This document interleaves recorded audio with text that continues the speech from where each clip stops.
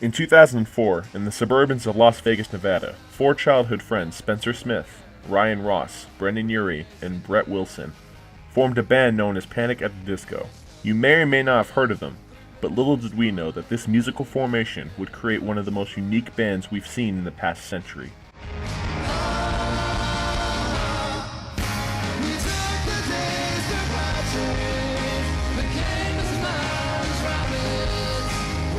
Today, Panic at the Disco is known pretty well for their alternative/pop rock music, and hits such as 2018's High Hopes and 2015's This Is Gospel are just a few tracks that have helped them shine on the radio waves.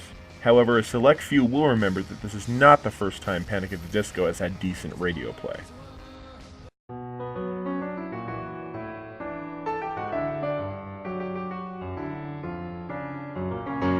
If we go all the way back to 2005, before Brendan Urie was stranded as the lone founding member, their debut album, A Fever You Can't Sweat Out, was released with mixed reviews. However, there was a diamond in the rough. Arguably their most iconic song, I Write Sins Not Tragedies.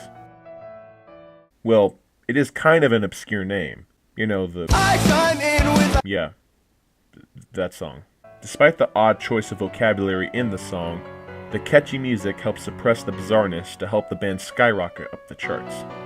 As I was saying, I Write Sins Not Tragedies is kind of an obscure name for a song, but as a matter of fact, all songs from their debut album consisted of titles that won't even fit on your media player, with the only exceptions being tracks Introduction, Intermission, and Commissado, the latter of which is the only one with lyrics.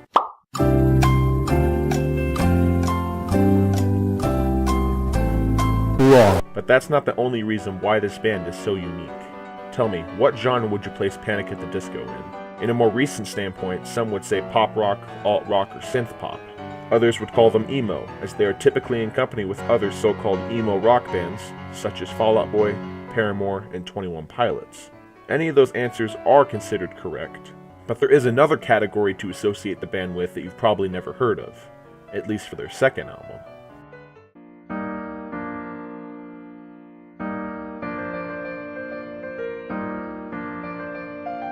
In 2008, 4 years post their debut album, Panic returned on the music scene with another album featuring their signature odd sound, this time really embracing their oddness, titling the album Pretty Odd. This album, without a doubt, is the most random in their entire discography. Not only did they mostly return with the intellectual vocabulary, I say mostly as there were less complex words than the previous album, but they introduced a new sound and genre that nobody has heard since the 1900s. Vaudeville is a genre of entertainment typically in theater and music. In music, instruments consist of double bass, drums, piano, and brass, such as trumpets and saxophones. However, there is really only 2 songs off of Pretty Odd that adopt vaudevillian sounds, of which being I Have Friends in Holy Spaces and From a Mountain in the Middle of the Cabins. This is just one of the multiple themes that Panic reintroduced into the modern music scene. Other long-forgotten themes they used as well are Baroque and folk rock, but the vaudeville themes they used here are the most polarizing callbacks to the days of old. Panic's sophomore efforts were once again mixed, but hardcore fans keep the album close to their heart. However, after touring for Pretty Odd was ending, changes started happening to the band that would ultimately change the path Panic was going to take.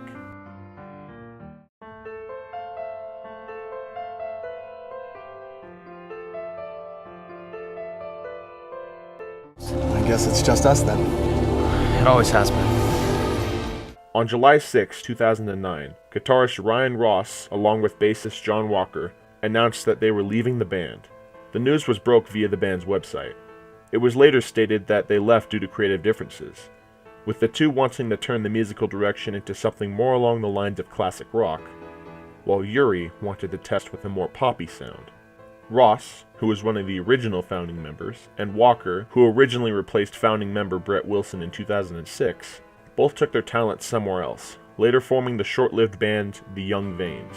Former guitarist of the band called The Cab, Ian Crawford, and lead singer of the indie band The Brobecks, Dallin Weeks, took Ross and Walker's roles for the duration of their third album, Vices and Virtues development, as well as touring post-release. Brendan's claim to test with more modern pop sounds in the new album was not an understatement, dropping multiple themes that made their first 2 albums so different.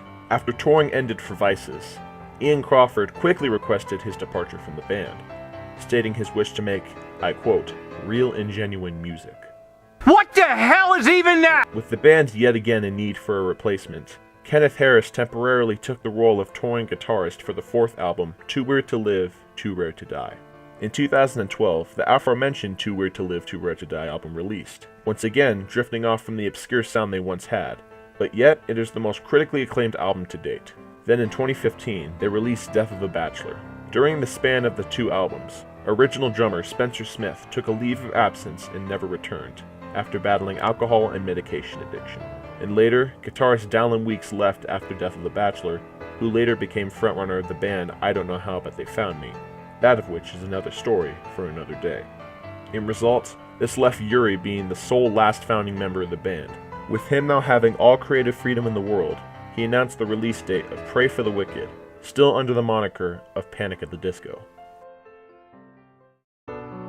Overall, the story of Panic is made up of ambiguity.